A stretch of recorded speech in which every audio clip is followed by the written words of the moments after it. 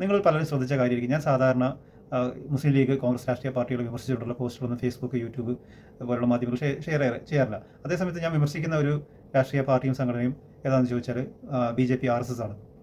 എന്നാൽ മുസ്ലിം ലീഗിനെയും കോൺഗ്രസിനെയും വിമർശിച്ചുകൊണ്ടുള്ള പോസ്റ്റുകൾ ഞാൻ വാട്സപ്പ് സ്റ്റാറ്റസ് ആയിട്ടും അതല്ലെങ്കിൽ എൻ്റെ ഫ്രണ്ട് ലിസ്റ്റിലുള്ള ആൾക്കാർക്ക് അയച്ചു കൊടുക്കാറുണ്ട്. ഇങ്ങനെ ചെയ്യുന്ന സമയത്ത് ഇവർ ചോദിക്കുന്നൊരു ചോദ്യമുണ്ട് എപ്പോഴും, നിങ്ങൾക്ക് നിങ്ങളുടെ അധികാരം നഷ്ടപ്പെട്ട് 35 സീറ്റിൽ ഒതുങ്ങി വീട്ടിൽ കുത്തിരിക്കേണ്ടി വന്നതുകൊണ്ടുള്ള അസ്കിതയല്ലേ നിങ്ങൾക്കെന്നാണ് ഇവർ നമ്മൾ ചോദിക്കുന്ന സ്ഥിരം ചോദ്യം. അപ്പോൾ ഞാൻ അവർക്ക് കൊടുക്കുന്ന മറുപടി, നിങ്ങൾ ഈ പഴംപുരാണം നിർത്തി നിങ്ങൾ ഇപ്പം നിലവിലെ നിങ്ങൾ അധികാരത്തിൽ വന്നതിന് ശേഷം നിങ്ങളുടെ പിടിപ്പുകേടിനെ കുറിച്ച് സംസാരിക്കുമ്പോൾ നിങ്ങൾ ഈ പഴംപുരാണം പറയുന്നത് എന്ത് ഒരു യുക്തിയാണെന്നുള്ളതാണ് ഞാൻ അവിടെ ചോദിക്കാറുള്ളത്. അതുപോലെ എനിക്ക് നിങ്ങളോട് പറയാനുള്ളത്, നിങ്ങളൊരു പശുവിനെ വാങ്ങി, നിങ്ങളുടെ വീട്ടിലൊരു പശുവിനെ വാങ്ങി വളർത്തി അതിന് പാല് ഒക്കെ കിട്ടുന്നുണ്ടായിരുന്നു. കുറേ കാലം കഴിഞ്ഞപ്പോൾ അതിൽ നിന്നുള്ള വരുമാനം കാര്യമായിട്ട് കിട്ടുന്നില്ല എന്ന് പറഞ്ഞപ്പോൾ നിങ്ങൾ എന്ത് ചെയ്തു? ആ പശുവിനെ വിറ്റു. ആ പശുവിനെ വിറ്റ് നിങ്ങൾ പുതിയൊരു പശുവിനെ വാങ്ങി.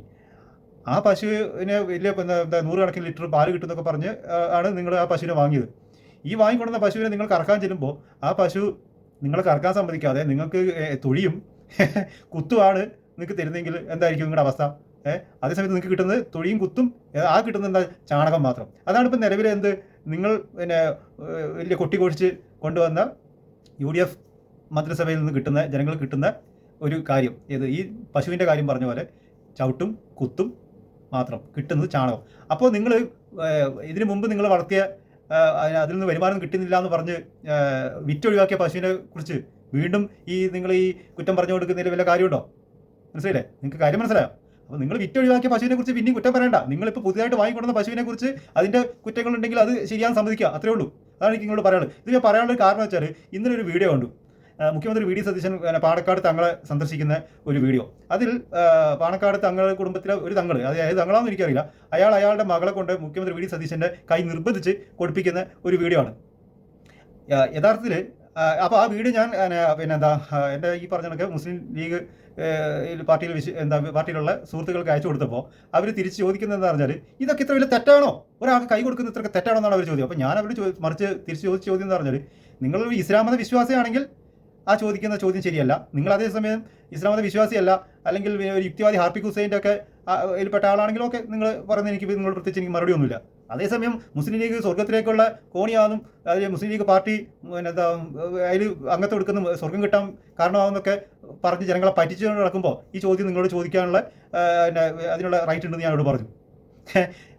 കാരണം ഇസ്ലാമിൻ്റെ നിലപാട് തന്നെ അന്യ സ്ത്രീ പുരുഷന്മാർ തമ്മിൽ ഇടപഴകുന്നത്, സ്പർശിക്കുന്നത് തെറ്റാണ്, ഹറാമാണ്. അതായത് വിവാഹബന്ധം നിഷിദ്ധമല്ലാത്തവർ തമ്മിൽ. അതോടെ ജാതി മതമൊന്നുമില്ല. മുഖ്യമന്ത്രി VD സതീശൻ്റെ മതമൊന്നുമല്ല പ്രശ്നം. അത് മുസ്ലിമായിട്ടുള്ള ഒരാളാണെങ്കിൽ പോലും അന്യ പുരുഷനാണെങ്കിൽ അയാളെ സ്പർശിക്കുന്നത് എന്താണ്? ഇസ്ലാമിൽ തെറ്റാണ്. ഷെയ്ഖാൻ കൊടുക്കുന്നതൊക്കെ സ്ത്രീയും പുരുഷനും തമ്മിൽ തെറ്റാണ്. അത് ചോദിക്കുമ്പോൾ ഇവർ ഇങ്ങോട്ട് നമ്മൾ ചോദിക്കും ഇതൊക്കെ തെറ്റാണോ എന്നാണ്. അപ്പോൾ വേറൊരു ലീഗ് അനുഭാവി എന്നോട് ഞാൻ അയച്ചു കൊടുത്തവരോട് പറഞ്ഞ കാര്യം, നമ്മളിതൊന്നും വിമർശിക്കാൻ പോകരുത്. വിമർശിച്ച് കഴിഞ്ഞാൽ നമുക്ക് അള്ളാഹിൻ്റെ പഠിച്ചെടുത്ത് കുറ്റം കിട്ടുന്ന കാര്യമാണ്. നമ്മൾ അവരെയൊക്കെ വിമർശിച്ച് കഴിഞ്ഞാൽ നമുക്ക് അവരെ കൊണ്ട് പൊരുത്തപ്പെടിക്കാൻ പറ്റുമോ? നമ്മളല്ലാണ്ട് ഹജ്ജ് ചെയ്തതിനെ കൊണ്ടോ കാബയുടെ കില്ല പിടിച്ചത് കൊണ്ടോ ആയിട്ട് അവിടെ പോയിട്ട് പ്രാർത്ഥിച്ചത് കൊണ്ടൊന്നും ഈ തെറ്റ് അള്ളാഹ് പുറത്തു തരില്ല. നമ്മൾ അവരോട് ഡയറക്റ്റ് പോയിട്ട് മാപ്പ് ചോദിക്കണം, എന്നാലേ ആ തെറ്റ് പഠിച്ചോ പുറത്തു തരുന്നതാണ് വേറൊരുത്തൻ്റെ ന്യായം. ഞാൻ അന്നേരം അവരോട് പറഞ്ഞ കാര്യം എന്താ പറയുക, എടാ ഇതിന് നമ്മൾ ആ രീതിയിലുള്ള മനസ്സിലാക്കേണ്ടത്. മതത്തിൽ നിഷിദ്ധമായിട്ടുള്ള ഒരു കാര്യം ഒരാൾ ചെയ്യുമ്പോൾ അതിനെ നമ്മൾ എതിർക്കണം. അതിന് നബിയുടെ ഹദീസ് തന്നെ എന്താണ്? നിങ്ങളൊരു തെറ്റ് ചെയ്യുന്ന കണ്ടാൽ, ഒരാളൊരു തെറ്റ് ചെയ്യുന്ന കണ്ടാൽ നിങ്ങൾ അതിനെ എന്താക്കണം? കൈകൊണ്ട് തടയാൻ പറ്റുന്ന കൈകൊണ്ട് തടയണം, ഇല്ലെങ്കിൽ നാവ് കൊണ്ട് എതിർക്കണം. അതിനും പറ്റുന്നെങ്കിൽ മനസ്സുകൊണ്ട് അതിനെ വെറുക്കണം എന്നുള്ളതാണ് നബിയുടെ നിർദ്ദേശം. അപ്പോൾ എന്താ, നമ്മൾ തെറ്റാണ് മിണ്ടാണ്ടിരിക്കുക എന്നുള്ളതാണോ? കാരണം ഇതൊക്കെ ഇങ്ങനെ ഈ സമുദായ നേതാക്കന്മാരെന്ന് പറഞ്ഞ് നടക്കുന്നവർ തന്നെ അവരെ മക്കളെ കൊണ്ട് ചെയ്യിക്കുമ്പോൾ ഇത് കാണുന്ന മറ്റുള്ളവരെന്താ വിചാരിക്കുക? ഇതൊന്നും തെറ്റല്ല, ഇതൊക്കെ ശരിയാണെന്നല്ല വിചാരിക്കുക. അപ്പോൾ അങ്ങനെ ഒരു ധാരണ സമൂഹത്തിൽ പടരാതിരിക്കണമെങ്കിൽ നമ്മൾ അതിന് തിരുത്തണ്ടേ? ഒരു അന്യ സ്ത്രീയെ സ്പർശിക്കുന്നതിനേക്കാൾ നിനക്ക് ഉത്തമം നിന്റെ തലയിൽ ആണി അടിച്ച് കയറ്റുന്നതാണ് അതിനേക്കാൾ ഉചിതമെന്നാണ് നബിയുടെ ഹദീസ്. അങ്ങനെയുള്ളപ്പോഴാണ് ഇവർ ഇമാതിരി ന്യായീകരണമായിട്ട് വരുന്നത്.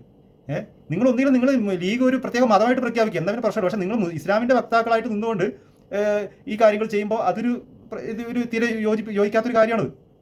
അത് എതിർക്കണം. അത് മിണ്ടാണ്ടിരിക്കുക. അത് തങ്ങന്മാർ ചെയ്താൽ അത് മിണ്ടാൻ പാടില്ല എന്ന് പറയുന്നത് അത് നിങ്ങൾ സ്വയം ചെയ്താൽ മതി. സാധാരണക്കാരായിട്ടുള്ള നമ്മൾ അങ്ങനെ മിണ്ടാണ്ടിരിക്കുന്ന ഒരു ഇതല്ല. നിങ്ങൾക്ക് നിങ്ങളുടെ സംഘടനയായിരിക്കും വലുത്. സംഘടനയിൽ ആരെന്ത് തോന്നിയ ദിവസം ചെയ്താലും പ്രശ്നമില്ലായിരിക്കും, നിങ്ങളുടെ പാർട്ടി ആയിരിക്കും വലുത്.